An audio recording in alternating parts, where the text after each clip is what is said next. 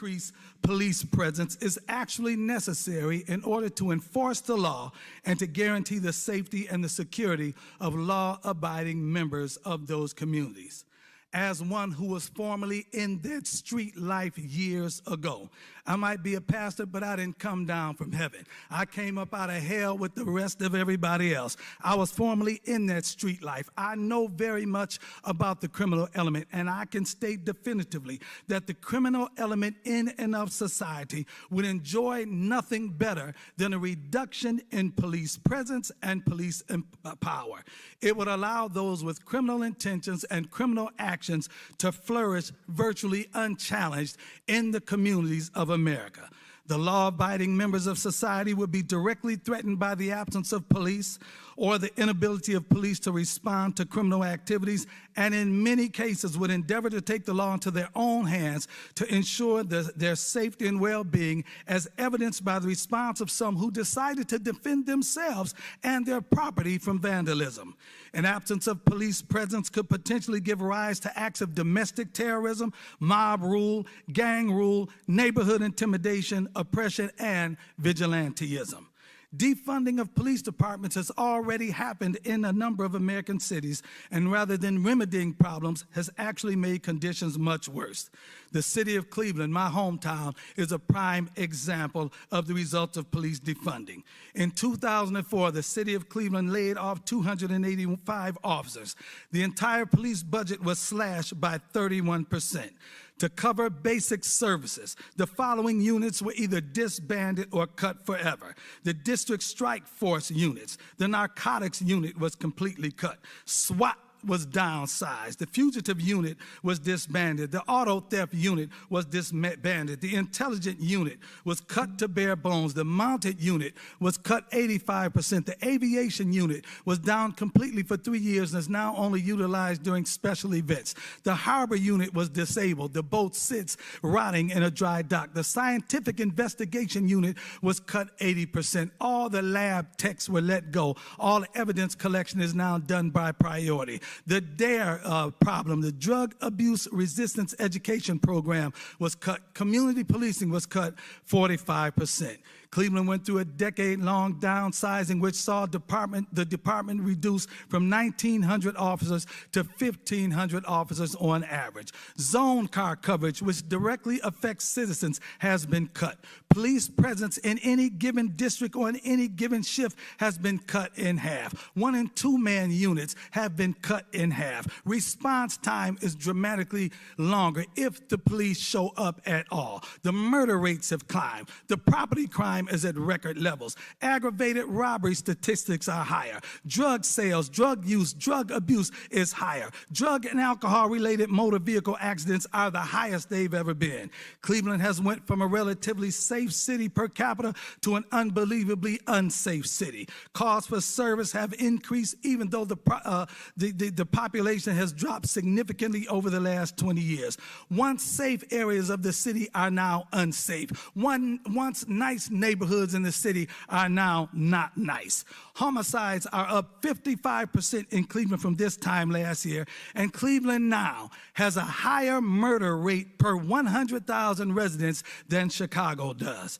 I believe that police departments are only as effective as politicians and their appointees allow them to be. Consequently, politicians and appointees are directly responsible for the state of their police departments. Law-abiding citizens, and I've spoken to a great deal of them, overwhelmingly think that defunding or disbanding police departments is a horrible idea. Community policing is a very viable option to address the needs of inner city communities. Having police in the communities to actually get to know the residents is the best way to obtain the results that we all want. When I was growing up, the residents and the business owners knew the police officers that were assigned to our neighborhoods, and their presence was a deterrent to criminal activity. So in short, defunding of police departments in America has already happened, and it is proven to be an epic fail. We cannot allow that paradigm to continue if we want the neighborhoods of America to be safe to live in, the streets of America to be safe for residents to walk on, and the communities of America conducive for businesses to thrive in. So I recommend and I agree with the fact that police reform, or better yet, police revision should be enacted.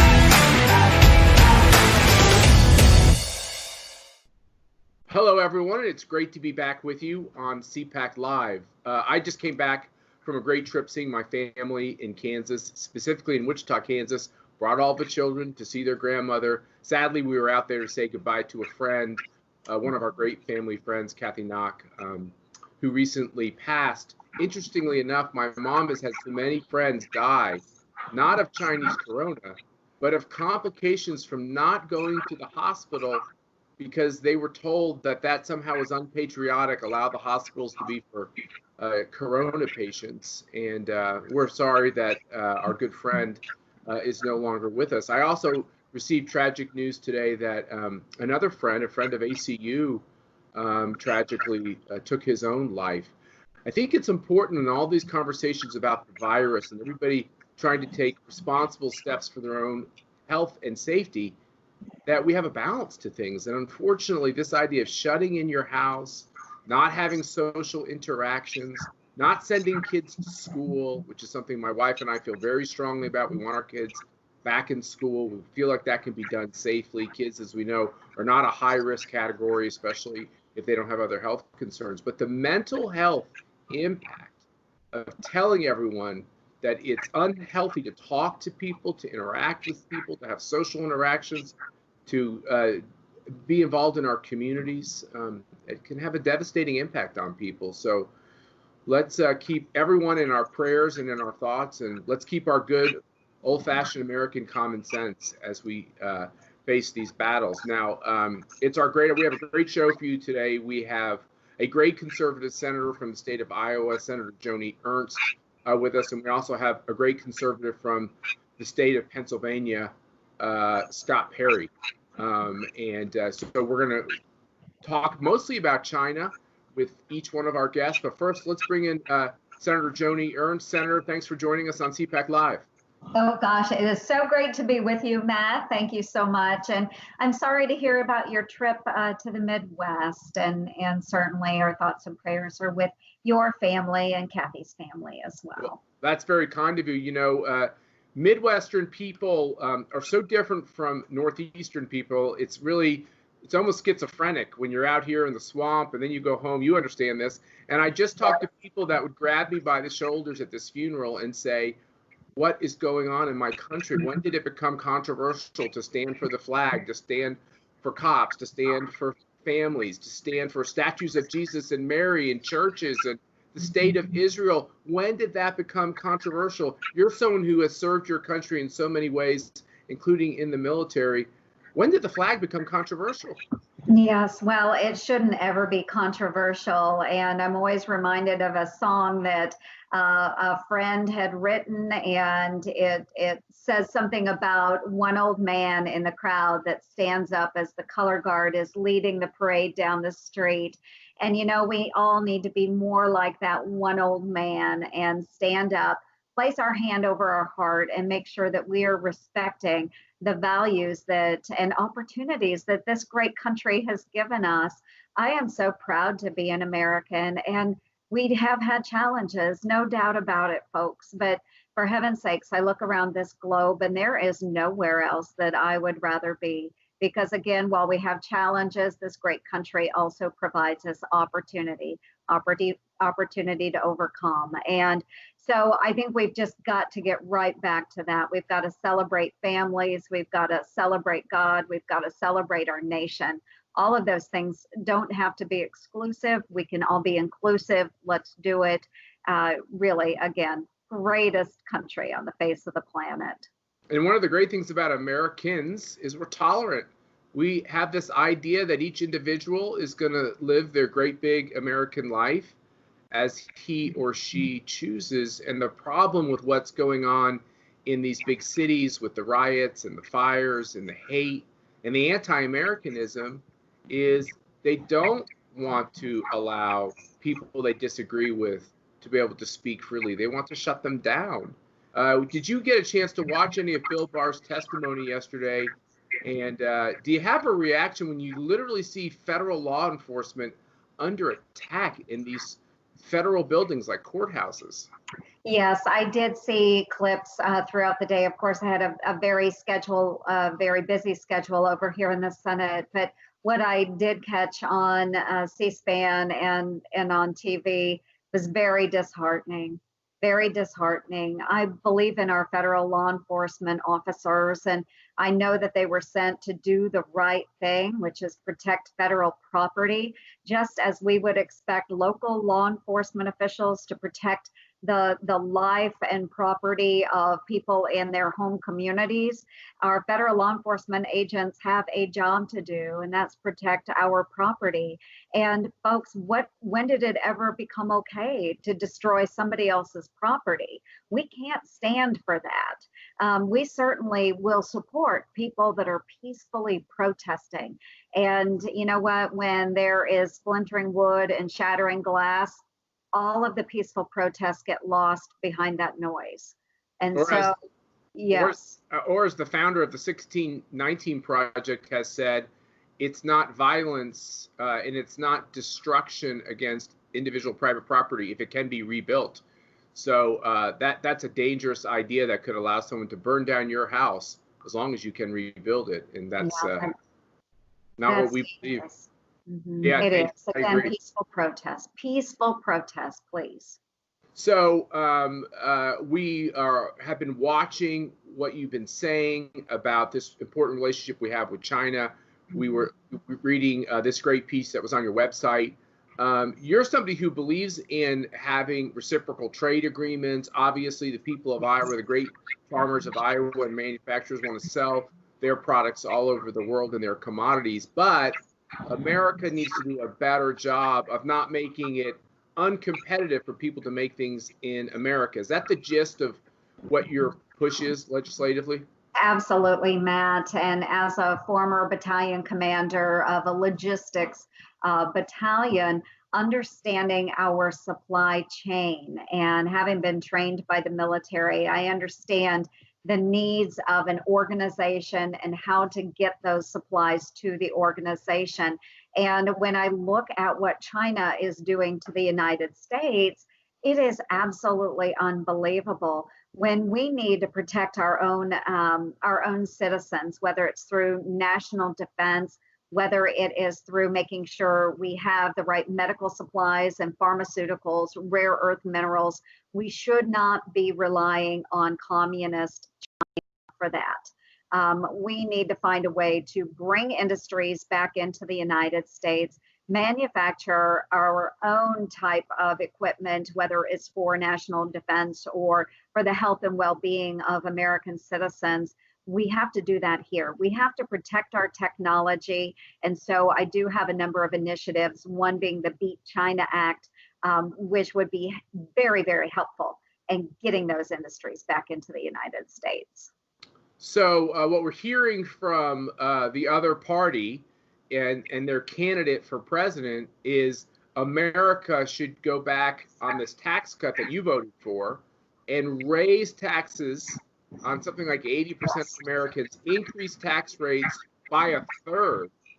How will raising taxes and then putting on all the Obama era regulations, how will that help make American businesses competitive? It's illogical. It is illogical, and we've had many discussions about that just in my office and with other senators. And fact of the matter is, when you have those tax cuts that benefit our hardworking Americans, we've had over 1 million Iowans that benefited from the Tax Cuts and Jobs Act. We had employers that were able to reinvest those dollars that they were saving in employee bonuses and additional benefits for their employees. All of that was very, very good and very healthy for our economy. Our economy was booming before coronavirus because of those tax cuts, because of deregulation, getting rid of regulations that made no sense. All of that is very important to getting our economy and our country back up on its feet. But I can tell you, the 1 million Iowans that benefited, they don't want to pay more taxes right now. During coronavirus, they are just trying to make ends meet, do the right thing for their families. And what they don't want to hear is that someone who is aspiring to be the president of the United States is going to raise their taxes first thing. You know, these are hardworking folks, and I think they should be able to keep more of their own hard-earned money. Well, when Democrats say they want to tax the rich, the middle class better get themselves some protection, because when they want to soak the rich, it's the middle class who needs the umbrellas, right? That's the way it always works, because still in America, there's this big, vibrant middle class, and that's where the taxes always tend to go, and the middle class has been doing so well. Senator, let me ask you another question. Obviously, Mitch McConnell came out with this Republican version of kind of the next step to help Americans get through their problem or their financial issues with this government, this economic shutdown, which we all want to see get the economy, let's get it open again. But still, people are suffering. Not all businesses have been able to open. We've also read stories about how some of this aid through cities has gone to actually state-owned enterprises in China. This money is intended, when you vote for these bills, it's intended to help Americans, not somehow be funneled through, public transit departments or other city departments to state-owned enterprises in China. Are you aware of this? And is this kind of the stuff that the American people read about and they're like, hey, what gives? Why are we being so stupid? Right. It doesn't surprise me in the least. Of course, with the CARES package, the phase 3 package we did, it was close to $3 trillion. And the objective was to get the dollars out of Congress as quickly as possible, send it out from the federal government, get it to those individuals and those small businesses that really needed that support. And in that effort, we know that we'll have to go back and double check and audit and make sure that those dollars were going to American-owned enterprises. That's what the dollars were for. It needs to stay here in the good old US of A to make sure that we are supporting our businesses and our hardworking families. So we do have to be very careful with that as we're considering this next package as well, because we want to ensure the dollars are getting out to those individuals that really do need it, those businesses that are still not up and where they should be. But we have to be very cautious. What we don't want to do is be supporting Red China. So that's why I always call it Chinese corona. And I know some people said, well, is that really the accurate medical term? It's just important to remind folks, whether on purpose or out of incompetence, China let this virus loose on the world. And when I hear people like Nancy Pelosi call it the Trump virus, you realize there's too much politics in all this. We got to get the politics out of this. And I actually do want to listen to the doctors, including the doctors that want to put videos on Twitter and on YouTube to talk about, therapeutics and stuff. We got to get the politics out of this so people can start to know what to believe. Yes, and to blame this virus on our president, who was under scathing criticism for shutting down our borders very early on. Shame on them. They were so critical of the president. And if it had been left up to a Democratic administration, they wouldn't have shut down the borders. and which would have exposed us much, much faster and let all kinds of people in from those hot spots that we were trying to protect our people from. So just very, very difficult situation, but the president made the right decision by shutting down our borders, by quarantining Americans coming back from some of those hot spots overseas. And again, I'll just remind everyone, the Democrats didn't think that was the right thing to do. They are armchair quarterbacks. They keep looking back and back and well, we would have done it differently. Well, no, you wouldn't have. You would have opened up our country to even more trouble. Well, the word racism gets bandied about a lot in American politics, and they basically called our president racist for stopping travel from China. He didn't do that because of their race. He did that because that's where the virus had first exposed people. So, this whole idea of just going after people and immediately throwing out the slur of racism, it's so damaging. It's really hard to recover from. It really get after you. And now look how it's infecting sports. Do you kind of want to turn on ESPN or turn on a ball game and just get your mind out of politics instead of? I tweeted the other day that I think I want to get more involved in politics. Maybe I should work for Major League Baseball. It might be a good step forward for you, Matt. I tell you, you mentioned getting schools back in and doing that safely. We think that is really important. And I know that our kids are so anxious, to get out there and play baseball. We have had some local groups in Iowa that are doing that. So you know what? I might encourage a lot of folks, instead of focusing on the major leagues and a lot of the folks that are making big bucks, let's really focus on our children and make sure that we're supporting them in any activities where they can safely engage with each other. It's really healthy for children to be able to socialize together and have fun doing something like softball or baseball. And, let's do that instead of enabling others that really are not happy about our country. Hey, let's get back to high school football, right? Let's get back to high school baseball and go to your local school. Hopefully it'll be open and watch the kids compete. I agree with you. We all need a break from some of the oppressive news that we get inundated with. And remember that this is a great country and we've got great people, great institutions, and we're going to get through this, right? We are going to get through this together, Matt. The American people are absolutely resilient. So we're going to get through this, and no doubt there will be hardships along the way. But together we're going to do this. We're going to lick this virus, and we're going to come back with a strong economy, better than ever, because we are the United States of America. Well, Senator Joni Ernst, we really honor you for the work you do in the Senate. We actually feel sorry for you some days because it seems so dysfunctional. And we're so happy that you're there because we need more good people that will just stand up and do the right thing and use good old-fashioned common sense. Some of this actually isn't that complicated that needs to be done. So thanks for being with us on CPAC Live. And I hope you get back to Iowa soon because I know you like it there a lot more than out here. Tomorrow night, Matt, every weekend. That's awesome. And also, Senator Ernst brought up the fact that we had this rather appalling experience in the House yesterday in the Judiciary Committee where the Attorney General of the United States was basically disrespected on a fairly regular basis. Of course, he had the greatest line of all because he's a very bright man and he's very just kind of placid in this hurricane of rudeness. And he said, I thought that the reason why you brought me to a hearing is because you wanted to hear me.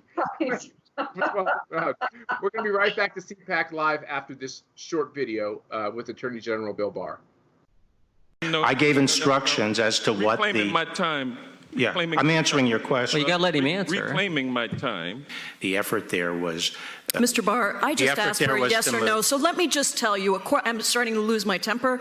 We were not taking down public health orders. We were making narrow... The gentleman's time is We were calling attention to the fact... Will you restore my time because this witness is speaking over my time? You went over time. Let the witness respond. Well, I just think Attorney General Bill Barr has a lot of patience, shall we say. And I always think he kind of looks like the cat playing with the mouse, that, he's got the upper hand, I think intellectually and morally, in that repulsive display in the House of Representatives yesterday. Now, we are now joined by a great conservative congressman, a real conservative crusader with a 96%, which is basically a perfect lifetime voting record with the American Conservative Union, Congressman Scott Perry. Congressman, thanks for being with us today. Thanks so much, Matt. It's great to be with you, and I'm sure you're going to give me better treatment than some of my colleagues on the other side of the aisle gave Attorney General Barr yesterday. I'm reclaiming my time. How about Jerry Nadler chastising his colleagues for having the temerity to drink coffee? What was that all about? It's just Jerry Nadler. Look, Matt, it's the left. They love to have control and authority. And if you have a control and authority, you must exercise it at every turn. That's what they're about. You know this. Yeah. So I always say that the only kind of homeschooling a liberal likes is when he can mandate it on everyone. That's exactly right. It's all about controlling your life and everything you do, and them having all the answers, and you doing as you're told. That's what it's always been about.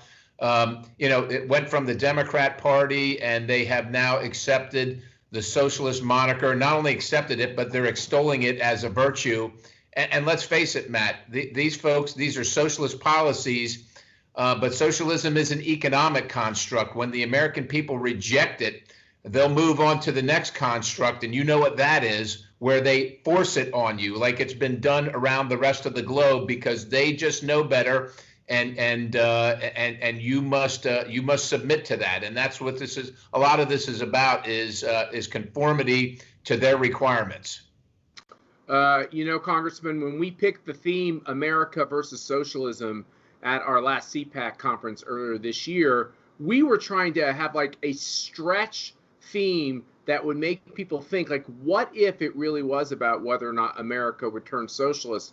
Fast forward now to July, and you can see that America is actually experiencing the initial effects of socialist policies, whether it's anti-military, anti-police, the dysfunction of the cities, this cancel culture where they try to not just disagree with you, but destroy you, shut you down, put a gag in your mouth. Did you ever think that you'd see what's going on in this country? I actually honestly didn't. You always knew it was going to be out there on the fringes, but for it to become mainstream. And of course, we watched Bernie Sanders, who wasn't a Democrat, right? He's a socialist, and that's what but he was running on the Democrat ticket. And Matt, from my experience, like, we're all informed by our life experiences. I grew up in the Vietnam era, and so I was around Korean War veterans and World War II veterans, and of course Vietnam veterans. All of those people fought the agents of socialism and communism, totalitarianism. That's what it's all under, the totalitarian umbrella, and that's what America stood against. We stood for freedom. Sometimes you didn't agree with the other person's viewpoints or what have you, but we understood that that's what was enshrined in America. In the rights given by God and enshrined in our Constitution is the right to say those things and to think those things. But we never believed it would become mainstream, because we knew the history, and we assumed everybody knew the history and would know the history, that this oppression, this totalitarianism associated with communism and socialism worldwide has been devastating for the sake of humanity, and that no one would willingly try and do this and go there. And in our present time, as we watch Venezuela, a former first world country, descend into a third world lawless misery, you just think to yourself, why would anybody in their right mind ever advocate for or be for this? Yet it is happening right before our very eyes. It's so disappointing. But at the same time, what did we expect, right? We have ceded all our most important institutions, education, the media. We have ceded all these over the past 40 or 50 years to radical leftists who protested in the streets in the 60s, and now they're all in charge of this stuff. And because it was too uncomfortable to fight, because it was just easier to, well, we'll just give them a little bit. We'll just, we'll agree on this point, or we just won't fight them on this point. Over time, that accumulated to where we are now, where now this is mainstream, and literally we have no more. There's no more room for compromise. People say to me, "You folks in Washington D.C., why can't you get along? Why can't you work on a bipartisan basis?" Matt, it's very difficult for anybody who loves America and has taken an oath to defend the Constitution, who actually believes that, to find some agreement, some point of agreement with socialists and totalitarian. Well, you can't. It's hard to come up with a compromise, which I know is a little bit of a dirty word, but it's hard to find any common purpose with people who don't love America. American office holders who are trying to transform America, and they use that word, which means fundamentally change it, which means scrap it, basically, and start over. And you're doing a lot of work highlighting the problems of this relationship we have with the CCP, the communist government in China, and unfortunately, some of the abuses that the communists in China have been successful in dominating their people with. Like I said, we're seeing the sprouting of it here in this country. Talk to us about your view about how the president has approached this relationship with China and what you're trying to do in Congress. Well, I think it's important, and thanks for the opportunity, Matt. It's important to set the predicate here. So for 40, 50 years now, our government, the United States of America, federal government, has told the American people that China is a strategic competitor. And Americans love to compete. We always think we can do it better because we have been able to do it better. But what we've lied to the American people about is that China is not a strategic competitor. They are our adversary. They seek to overcome us and to diminish our prominence in the world. They seek to replace the United States. And because we live in cancel culture, we must be sure that we delineate the difference between the Chinese people, billions of Chinese people seeking to breathe free, just like American citizens and like freedom-loving people around the globe. We differentiate between them and the Communist Chinese Party, or the CCP, who runs that country. And I will tell you, Matt, I describe them as a thugocracy. The Chinese Communist Party is a criminal organization that has seized control over the country of China. They did this, by the way, and this is important for context too. They did this with the assistance of the United States of America at the end of World War II, where an avowed communist, John Service, working in the FDR administration for Treasury, led FDR to choose Mao Zedong over China, over Chiang Kai-shek. And so that's where the roots of this really begin. But if you fast forward to where we are now, China is obviously guilty of egregious crimes, not only to humanity, but directly to the United States of America. $300 to $600 billion of intellectual property theft every single year, to include hypersonic cruise missile technology, the plans to the C-17 and the F-35 and the buildup of their military, the overtaking of the Spratly and Senkaku Islands in the South China Sea, and then militarizing them, the construction of an aerial defense information zone over international territorial waters or non-territorial waters. So China seeks to export its totalitarianism and the communist Chinese Marxist ideology through a thing called unrestricted warfare, where they're involved in commerce. See, they don't want to get into a shooting war with the United States, Matt, and so far they haven't had to. And if they continue on the course, they won't have to. They're just going to subsume us. So whether it's 5G, whether it's intellectual property theft and the destruction of every small job-creating business in every small community around the country, China has been very effective at destroying America's economic vitality, and we've actually assisted them in that. So this president, after all the other ones, has been the first to actually take China on. Now, he said it long before he was elected, as you know. He's always talked about this, but he has been the first to take it on. But Matt, it takes time for Americans after 40 or 50 years where they've been told one thing by the government to all of a sudden switch around on a dime and say, oh, my goodness, China's the enemy. And that's where we are. Congress, let me ask you this. Why has Nancy Pelosi, Joe Biden, and the Democrats, why have they become such patsies? Why have they become so weak on these questions? You would think, the Democratic Party of old would have tried to stand up for the little guy and the person being tortured, persecuted in China and in their orbit. What happened to them? Nothing happened to them, Matt. They've always been complicit. They've been part of this all along. And so to turn around and say our whole lives, everything we stood for is wrong, would be an admission of their failure to protect not only their country, but like you said, the citizens in their districts that they're allegedly representing, while they're exporting their livelihoods, their prosperity, and their opportunity to China, to the Chinese Communist Party. And so what they're trying to do is have it both ways. Talk tough on China, but then do nothing about it. Matt, I've been on the Foreign Affairs Committee since I've been here. And so far to date, excepting this year, we have moved zero legislation to rein China in. Zero legislation. So Nancy Pelosi and Chuck Schumer and the Democrat Party at all is great at talking big, but when it comes to actually doing something, there's only one person in Washington, D.C. that is driving the train. And as you know, that person is Donald Trump. Now, there are many in Congress on the Republican side that are trying to be, we've been in this fight since the beginning, but we haven't had the support of any Democrats, and they're going to be dragged screaming and kicking to the fight because, let's face it, there's a lot of money at stake for the people that pay for their campaigns, and they don't want to jeopardize that. They would much jeopardize the country than jeopardize their own campaigns and their positions of power here in Washington, D.C. This is the swamp.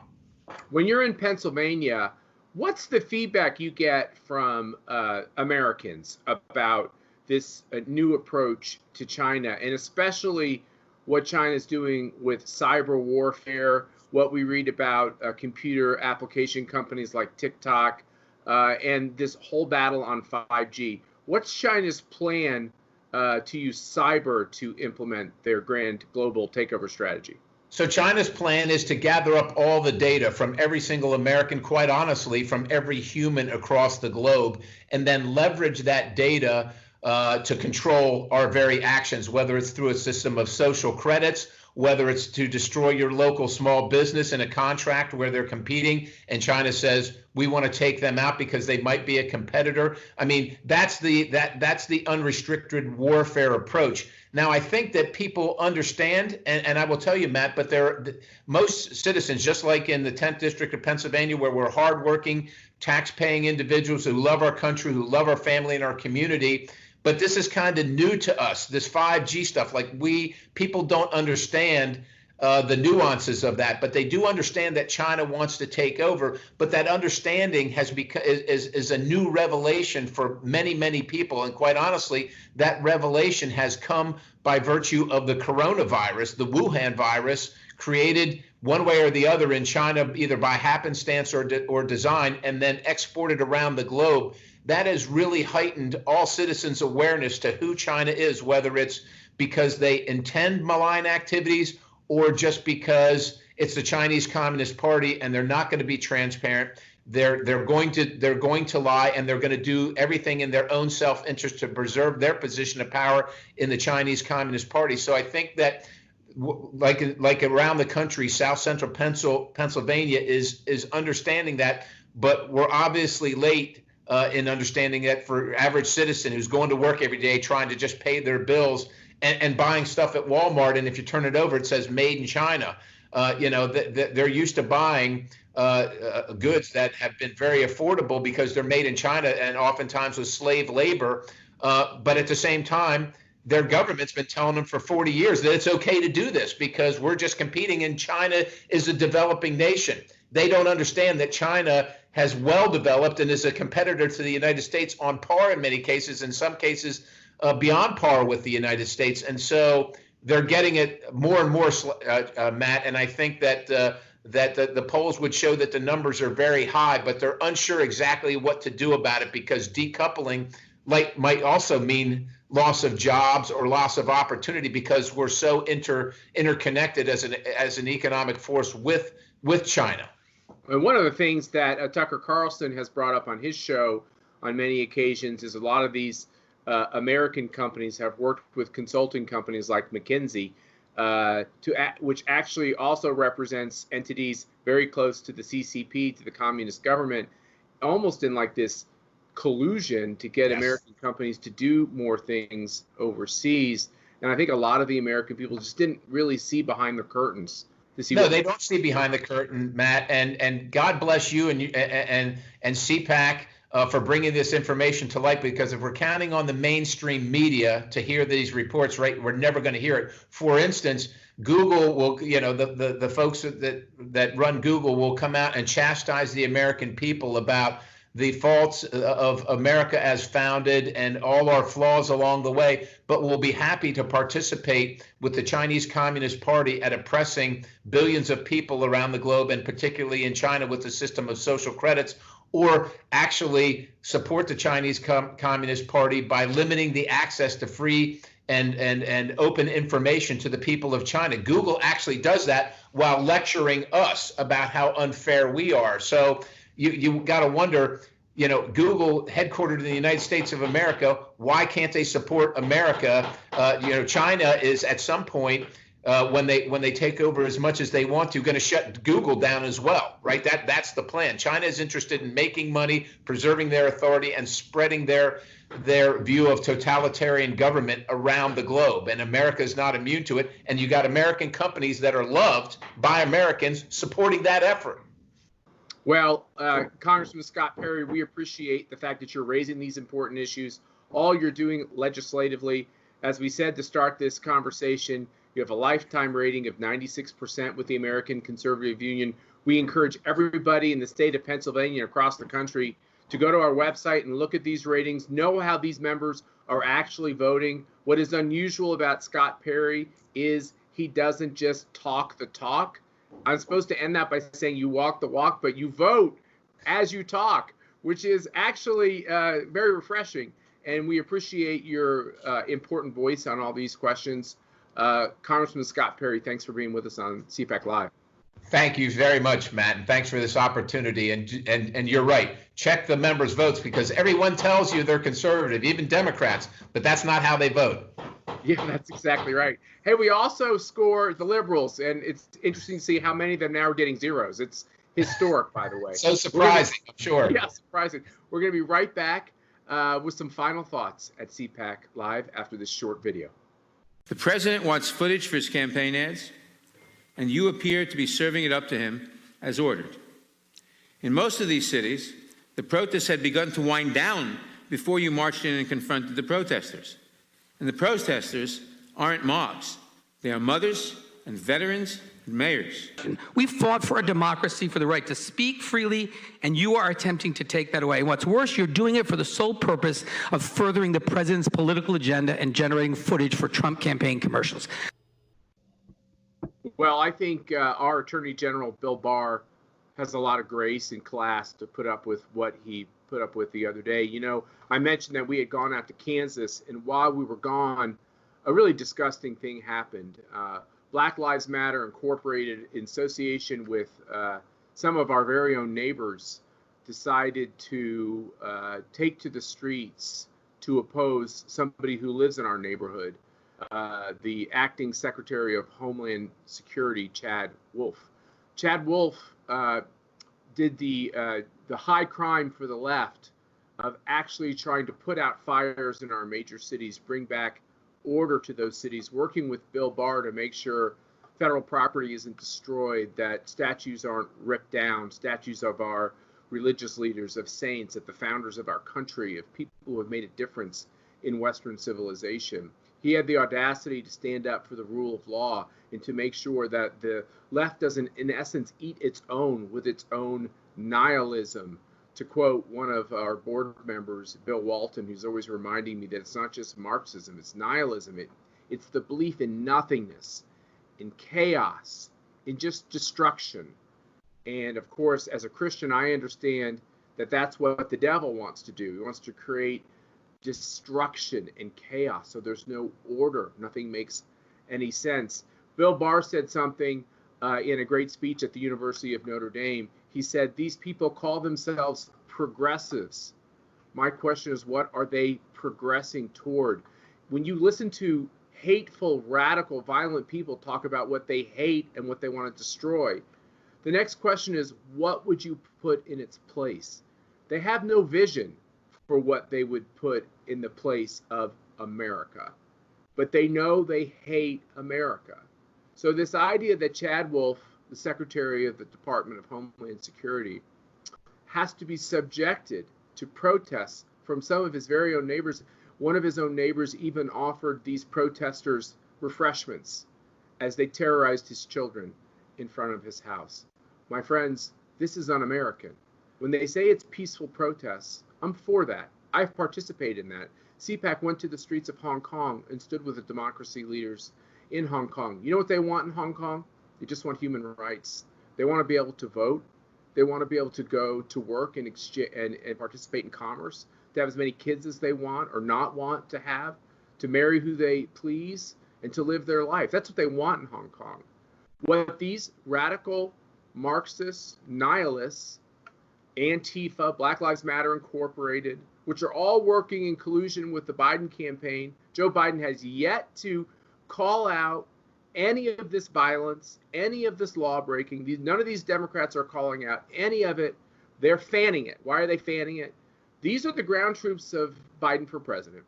You notice you don't see any announcements about Joe Biden hiring swaths of people in all the battleground states. Their goal in the battleground states is to create chaos in the cities, to scare suburban voters that somehow Donald Trump is doing things that are making matters worse instead of trying to make them better. They choose CHOP over Chad. They would rather have CHOP than have law and order that Chad Wolf and Bill Barr and the President of the United States is trying to make sure we have. And who are the ultimate victims? The ultimate victims are probably not people like you and me, although I think we fear it. The ultimate victims are these young kids that are trying to grow up in these very, very dangerous cities like Chicago, cities like Los Angeles, cities like San Francisco, cities like New York City, unfortunately, cities like Washington, D.C., cities like Milwaukee, St. Louis. The victims often are young boys and girls of color who have done nothing wrong. They're not political. They're just trying to grow up in America. And I think it's a sad day when liberals don't stand alongside law enforcement to say, thank you for trying to bring order to the cities. I love watching these videos. Actually, I don't love it, but I appreciate watching these videos of Black voices on Twitter, on Facebook before they're taken down saying, my life matters too. I want the cops to come in and protect my business, which I've built up my whole life. And there are, I looked at the Gallup poll the other day, up to 25% of African Americans call themselves conservatives. And so what we have to do as conservatives is keep reaching out to all of these groups that people don't think would be with us. I think there's a lot more people who agree with us than the media likes us to believe. Once again, they want us to feel isolated, alone, depressed.